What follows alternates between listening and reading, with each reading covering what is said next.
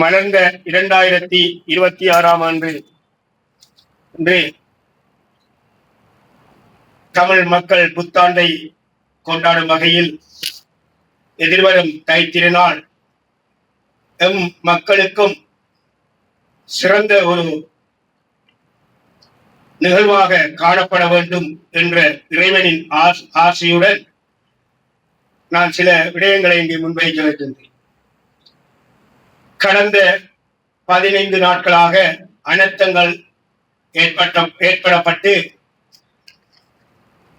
கடல் அரிப்பு மிகவும் மோசமான நிலையில் காணப்பட்டுக் கொண்டிருக்கின்றது.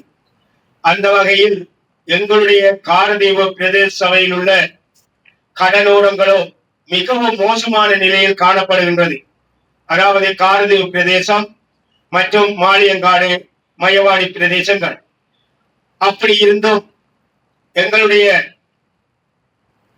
கௌரவ பிரதி அமைச்சர் மஞ்சுள அவர்களும் அரசாங்க அதிபர் அவர்களும் இங்கே வருகை தந்து இந்த கடலோர அரிப்பினை பார்த்துவிட்டு சென்றுள்ளார்கள். அந்த வகையில் அவர்கள் ஆனால் எங்களுடைய காரதீவு பிரதேசம் இருக்கு என்றதை அவர்கள் மறந்து விட்டார்கள் என்றுதான் நான் உங்களிடத்தில் கூறிக்கொள்ள விரும்புகின்றேன். ஏனென்றால் நான் அன்றும் கருத்தது போல் காரதீவும் இந்த நாட்டுக்குள் அடங்குவது என்பது எங்களுடைய கௌரவ பிரதி அமைச்சருக்கு தெரியாது என்பதை நான் இவ்விடத்தில் மிக வருத்தத்துடன் கூறிக்கொள்கின்றேன்.